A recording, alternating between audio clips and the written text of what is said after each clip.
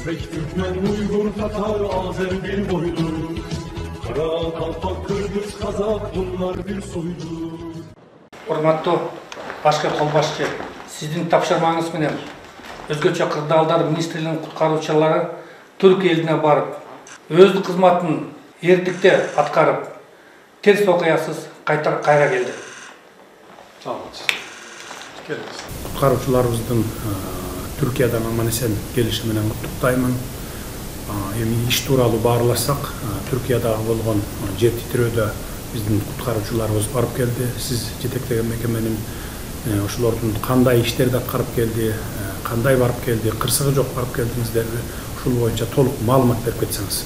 Урматтуу жолдош президент, сиздин тапшырмаңыз менен 6 февралда 4:17 болгон жер титирөөдөн Түркия эли аябай катуу жабыркагандыктан сиз түзмө-түз мага эртеден баштап тапшырма бердиңиз. Эртең менен биз өзүбүздүн даярдыгыбызды көрүп, ошо замат аракетибизди жүргүзүп, тез арада Түркия элине учуп барганга аракеттендик.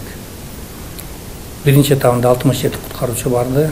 Экинчи учак менен бизде 120 адамыбыз барды. Анын ичинен Министерство здравоохранениянын 6 кызматкер учуп барды. Биз өзүбүздүн мобилдик госпиталыбызды алып атканбыз. Да кошумча 5 боз үй тигүүчү атайы адамдарды ала барганбыз. Сиздин тапшырмаңыз менен биз 127 боз үй үйлөрүнөн айрылган, жабыркалган Түркия элинин жарандарына биз тигип бердик. Атайы шаарчасын орноштурдук. Бизге эң негизинде жакшы көмөктөшүн көргөзгөнү бул биздин посолубуз Казакбаев Руслан Айтбаевич жана МИД аркылуу жакшы жардам болду. Өзүбүздүн Түркиядагы жашаган кыргыз жарандарыбыз, Түркиядагы иштеп аткан кыргыз бизнесмендерибиз жана биздин өзүбүздүн студенттерибиз аябай катуу көмөктөшүп, бүт жүк ташуучу, жүк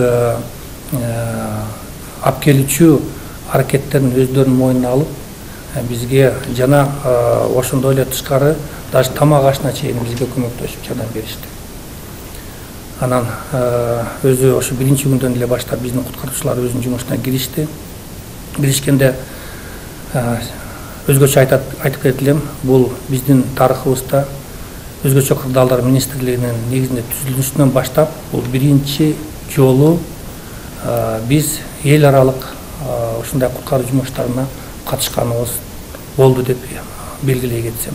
Мурда барган эмескенби? Жок, мурда эч бир дагы жолу барган жок. Мындай опытыбызда, тажрыйбабызда болгон жок. Жана буга чейин андай даярдыгыбызда болгон эмес. Биз бул даярдыкты 2 жыл мурда баштаганбыз. Инсарак группасынын Инсарак тобун ачканы. Ага атайы балдарды таап, Түркияда окуган, тил билген балдарды ал жака кошуп, машыгуу системасын киргизип, 1 жыл мурун биз кинологический службаны жандандырдык, иттерди алдык, аларга атайын довольстволарды ачтык. Ошо сиз тапшырмаңыз бергенден баштап булардын ошо эң жакшы көрсөткүчтөрдүн бири болду. Биздин куткаруучулардын аз санына карабастан жана оор жумушуна, забалдардын алдында каза болгон адамдардын денелерин, тирүү адамдардын денелерин чыгарганга, өзүнүн өмүрүн коопсуздукка салып, кооптуу жерине салып, жана мындай забалдардын алдына калып кеткен коркунучуна карабастан биз 8 тирүү жаранды таптык, чыгардык. 198 каза болгон адамдардын денесин чыгардык. Бул көрсөткүч аябай жогору болду. Биздин жумушубуздун баарын Түркия прессасы, телевидениясы аябай катуу көңүл буруп турду. Фактически мындай караганда биз башка спасательдердин алдында болуп иштедик. Эң негизгиси бүт жумуштарды аткаргандан кийин биз ушу 2 пунктунда иштедик. Кахраман Марашта жана Хатай шаарларында. Эң негизги биздин куткаруучуларыбыз эч жабыркаланбай, эч чарадар болбой, забалдардын алдында калып кетпей, аман эсен өз мекенине кайтты. Рахмат, урматтуу Бобек Эргешевич, маалыматыңызга рахмат. Алгач Түркия мамлекетинде биздин куткаруучулардын жасап келген ишине ыраазычылык билдире кетейин. Менин атыман дагы бардық қызматкерлерге разычылықты айтып қойыңыз, жеткіріп қойыңыз. Bir дағы мамлекетте мындай қырсық болбошун тилейли. Түркия элине чындыгында Кудай тараптан чоң сыноо келди. Аларга сабырдуулук тилейли. Кудай өзү райымын алган болсун дейли. Кырсык, мындагы болсо кырсык абдан чоң масштабта кырсык болду. Биздин куткаруучуларыбызды дагы биз массалык маалымат каражаттарынан карап отурдук. Жакшы иштеп келишти. Ошондуктан сиз чогулуш жасап, баарын бир столго тургузуп туруп, арасынан мындай өзүн жакшы көрсөткөн кызматкерлерге сыйлык берүүнү караштырыңыз. Анан сыйлык берүүдө кол ирисине тартат болуп, достчулук, тууганчылык жеп жакшы мамилелик кылбаш керек. Чындыгында ошол жерге барып, чындыгы ниети менен кызмат кылган, ошол жерде өзүн көрсөтө алган балдарга бериңер. Ошондой болгондо гана стимул болот, башкаларына үлгү болот кийин. Бул мен жакшы кызмат кылсам, биздин жетекчилик эмгегибизди баалайт экен деген ушундай стимул болот да, анан кийинки иштериңерге дагы бул жакшы таасирин тийгизет. Ошондо биз кесипкөйлөрдү өстүрүп алган болобуз да. Эми мындан ары эми түрк элине эмнени каалайбыз? Түрк элине күч-кубат берсин Кудай.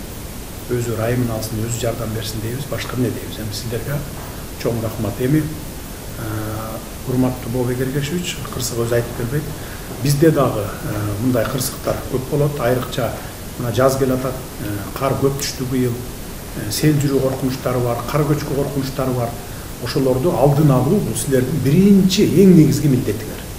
Алдын ала эскертип, каерде кар түшө турган болсо, аны алдын ала жаап жолду эскертүү берип, жарым күн мурун, бир күн мурун дегендей. Мисалы Төө Ашу тарапта көп кырсыктар болот ушундай. Анан түштүктө көп сел жүрүүлөр болот. Ошолордун бардыгын азыртадан алдын алгыла да. Азыртадан алдын алышыңар керек. Сактансаң сактайм дейт Кудай. Ошондуктан бүт ошондой бир коркунучтарды алдын алыш керек. Кырсык айттырбай келет, кырсыкты бир гана Кудай берет. Бул да Кудайдын сыноосу пенделерине берген. Биз ошону колдон келишинче алдын алып, кырсыкты болтурбаганга аракет кылышыбыз. Жарайт.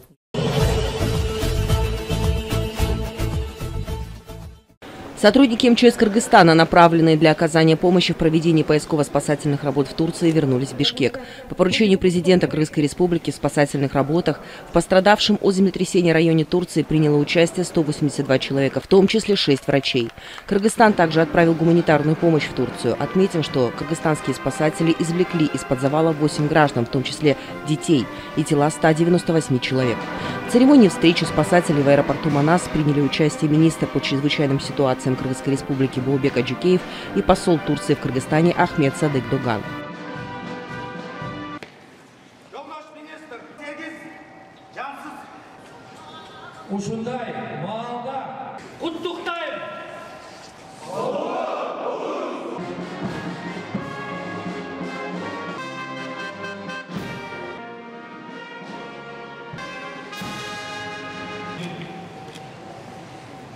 Kuvvetlenmesi, daha da güçlenmesi için Türkiye'de Türk kardeşlerimizin yanında oluruz. Отмечено, что кыргызстанские спасатели были отправлены домой в Бишкек из аэропорта Хатай, где местные жители с благодарностью и аплодисментами провожали их. Министр по чрезвычайным ситуациям Кыргызской республики Бообек Аджикеев приветствовал возвращающуюся делегацию из Турции и выразил им благодарность.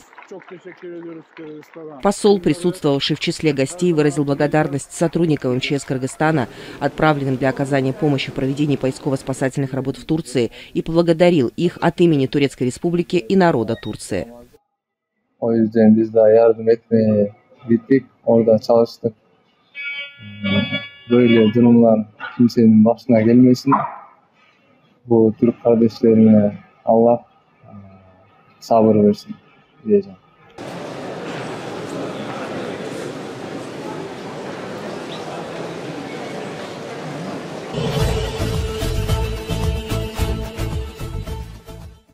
В рамках Олимпийской культурно-образовательной программы в Бинагадинском районе Баку состоялось мероприятие, посвященное Азербайджано-кыргызской дружбе. Мероприятие, организованное в средней школе номер 205 столицы, началось с исполнения государственных гимнов Азербайджана и Кыргызстана. Минуты молчания в память о шахидах, павших за независимость и территориальную целостность Азербайджана и тех, кто погиб в результате землетрясения в Турции. Директор школы Хошкадам Багирова, открывшая мероприятие, вступительной речью проинформировала о мероприятиях, организованных в школе, и успехах образовательного центра в рамках Олимпийской культурно-образовательной программы. Об идее проекта и его успешной работе рассказал вице-президент Национального олимпийского комитета Чингиз Гусейнзаде. Он сказал, что проект является очень важным спортивным движением, объединяющим культуру и образование через детей и молодежь стран-членов Европейского олимпийского комитета. Начальник управления образования города Баку Мехрибан Велиева проинформировала об успешном осуществлении проекта в столичных школах. Она отметила, что программа «Олимпийская культура и образование», помимо пропаганды олимпийских ценностей, имеет большое значение с точки зрения развития сотрудничества между странами мира и обмена информацией и опытом между школами-побратимами. Глава администрации высоко оценил мероприятие, посвященное дружбе Азербайджана и Кыргызстана в рамках проекта с точки зрения единства наших народов, тесно связанных национальными корнями, общими ценностями, культурой, языком и религией. Она отметила, что сегодня молодому поколению более необходимо иметь общую турецкую мысль и быть верным этому единству, потому что крепкое, неразрывное тюркское единство будет еще более непоколебимым с силой молодежи. Посол Кыргызстана в Азербайджане Кайрат Усмуналиев оценил интересную программу в рамках ее реализации в своей стране, подготовленную при участии бакинских школьников, как ценный вклад в непоколебимое единство обоих народов и тюркского мира в целом. Посол отметил, что это событие является еще одним примером дружбы и братских отношений между Азербайджаном и Кыргызстаном, которые имеют древние исторические корни. Глава исполнительной власти Бинагадинского района Эльхан Аллахвердиев рассказал о роли школ, участвующих в этом проекте, популяризации Азербайджана в других странах, а также популяризации истории, культуры, искусства и спорта других стран в нашей стране. На мероприятии школьниками были исполнены литературно-художественные композиции, отражающие национальные танцы и традиции Кыргызстана и Азербайджана, а также осмотрены павильоны, посвященные жемчужинам искусства, культурным ценностям, национальной кухне братских стран.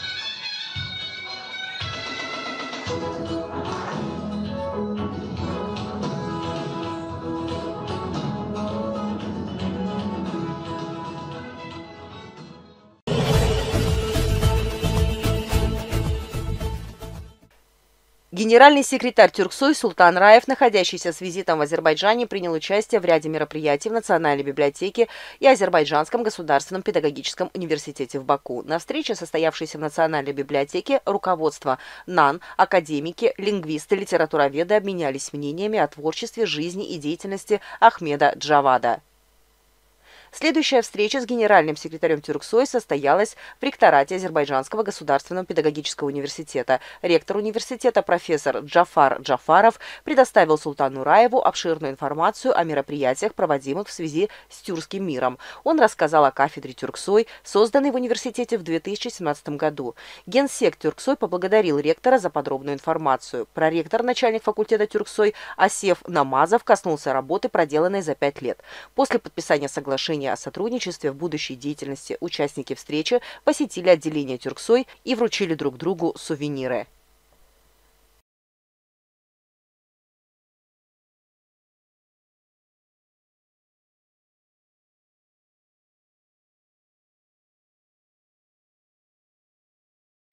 Затем в лектории имени Гейдара Алиева состоялась конференция, посвященная 5-летию кафедры Тюрксой и прошлой деятельности известных личностей с участием профессорско-педагогического состава университета и Султана Раева. Ректор Джафар Джафаров дал обширную информацию о 5-летней работе отделения Тюрксой, Низами Гянджеви, Алмаса Йылдырыма и других. В своем выступлении Султан Раев рассказал о столь масштабных мероприятиях Тюрксой и высказал свое мнение о предстоящей работе. Он сообщил, что книга Крымского, изданная на азербайджанском языке, будет издана также Тюрксой на турецком языке. Затем Султан Раев вручил сертификаты Тюрксой ученым, переводившим на азербайджанский язык книгу Крымского.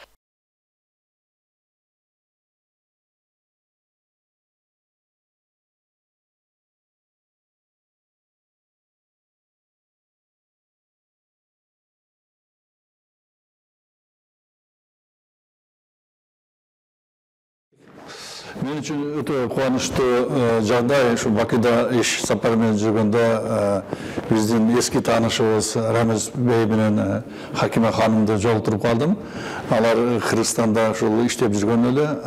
Бу сапар шул Бакуда біздің Пирамида телекомпаниясынын шул Азербайжан боюнча өз каарчысы болуп иштеп атыптыр. Өтө кубанычтуу жагдай болду, мына күтүүсүз жолугуш болду.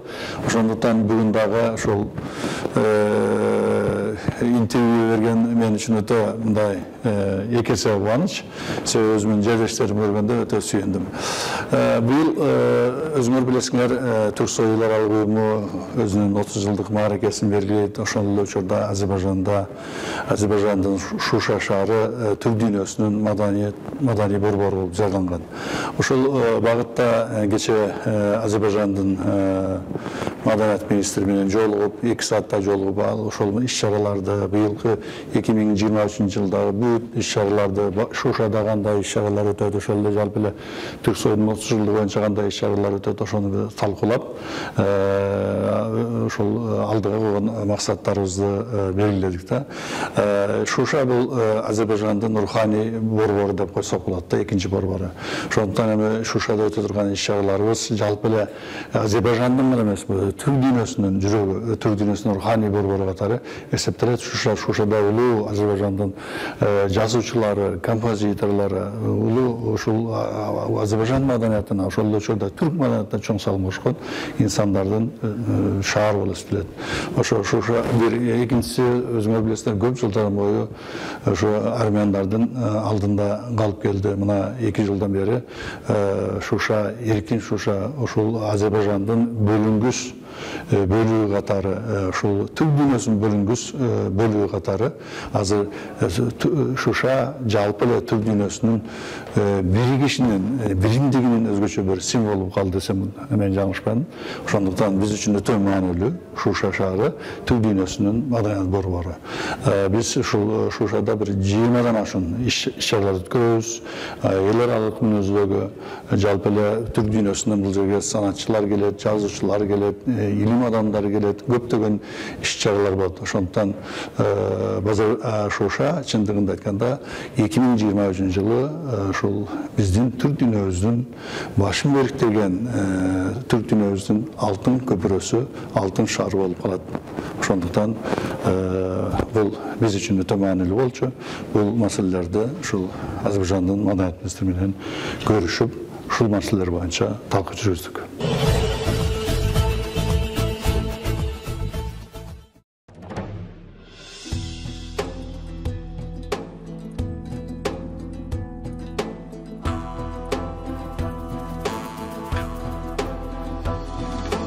Eri жүрөк батыр Метехан, атағы чыккан Өгүз хан.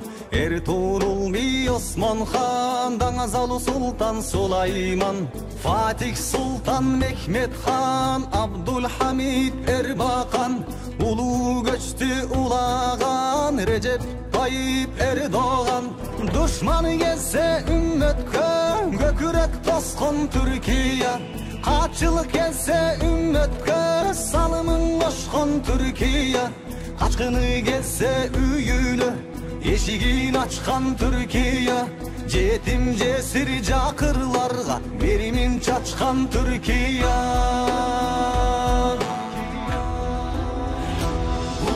Eri жүрөк батыр Метехан, атағы чыккан Өгүз хан. Eri Tuğrul mi Osman хан, Даңазалы Султан Сулайман. Фатих Султан Мехмет хан, Абдулхамид Эрбақан. Улуу көчтү улаган, Режеп Тайып Эрдоған. Душманы келсе үммөткө, көкүрөк тоскон Түркия. Kaçılık gelse ümmetkö, salımın koşkun Türkiye. Kaçkını gelse üyülü, eşigin açkan Türkiye. Cetim cesir cakırlarga, berimin çaçkan Türkiye.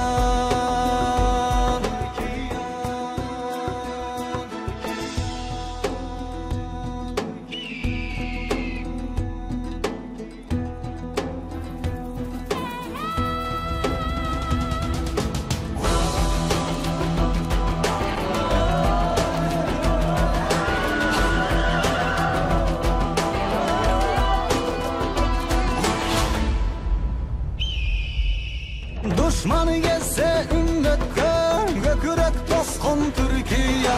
Kaçılık gelse ümmetkö, salımın koşkun Türkiye. Kaçkını gelse üyülü, eşigin açkan Türkiye. Cetim cesir cakırlarga, berimin çaçkan Türkiye.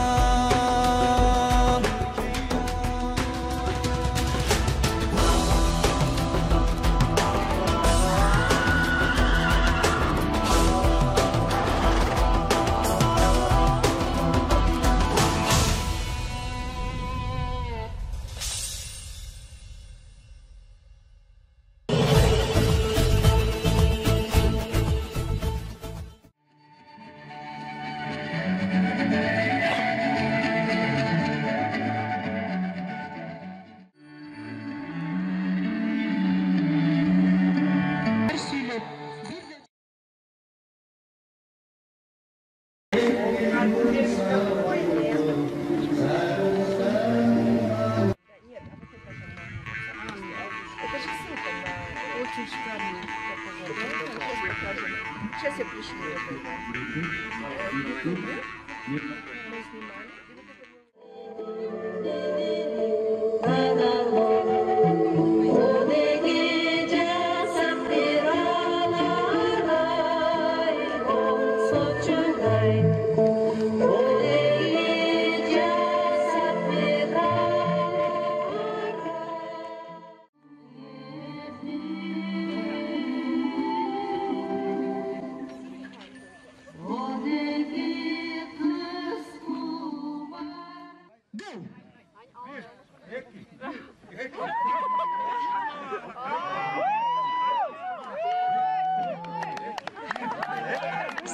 Sanarla. Count. 1, 2, 1, 2, 1, 2. 1, 2. Arabic 1, 2, 1, 2, 1, 2. на высшем уровне. Ой, молодцы, молодцы.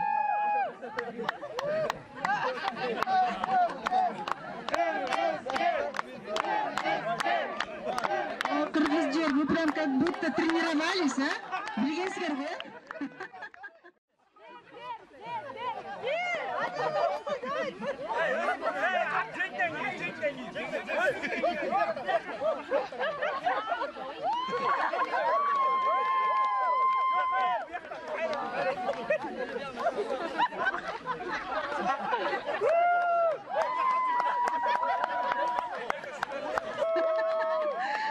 Please be careful. Буттарыңарды, денелеріңерді абайлағыла. Отметим, здесь участники также показали и свою силу. Видно, да? Опа. Мынаки. Ошентип туруп, азыр бир волонтер, экинчи волонтерди азыр отурат. Кана? Ким каалайт? So now, who would like to try it? Two gentlemen.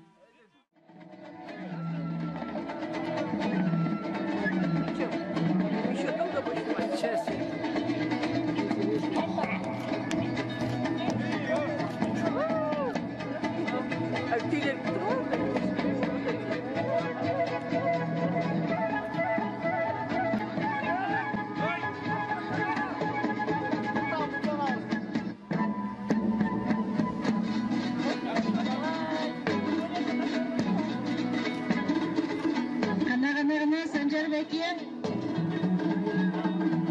Gana. Boşlap duruz.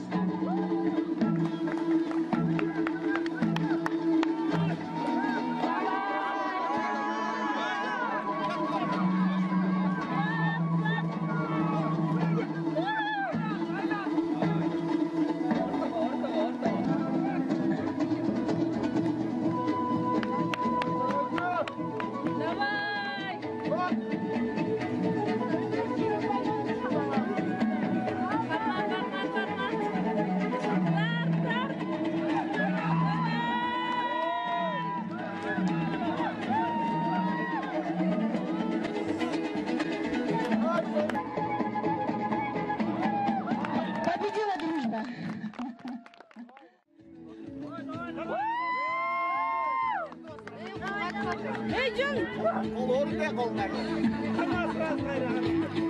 Кыздарыбыз Кана Маркелага кол чабып тургула, Айзирекке кол чабып тургула. Кана кеттик. Айзирек, Маркела, Айзирек. Жанарайым чогуу баштайбыз. Азыр Жанарайымдын уyu даяр болсун.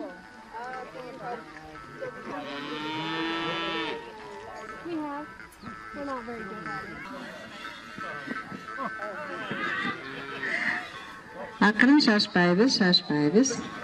Bismillah.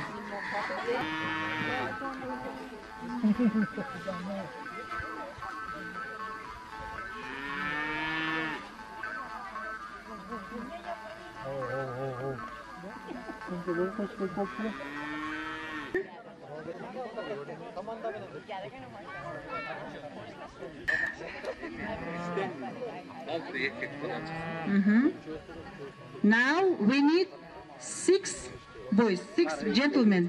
6 erkek çıkkıla, 6 mırza çıkkıla, 6 jigit çıkkıla bulacak.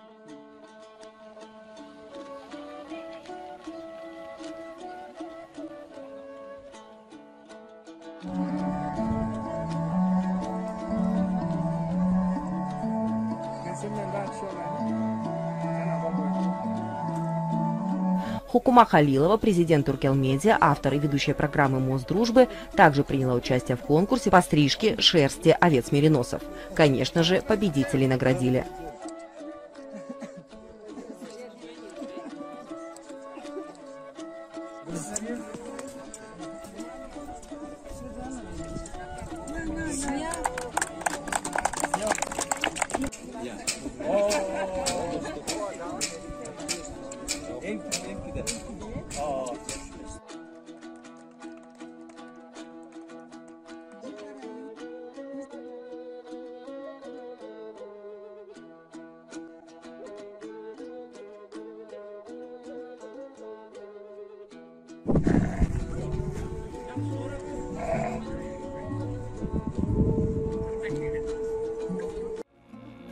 Bayrak sağan amant.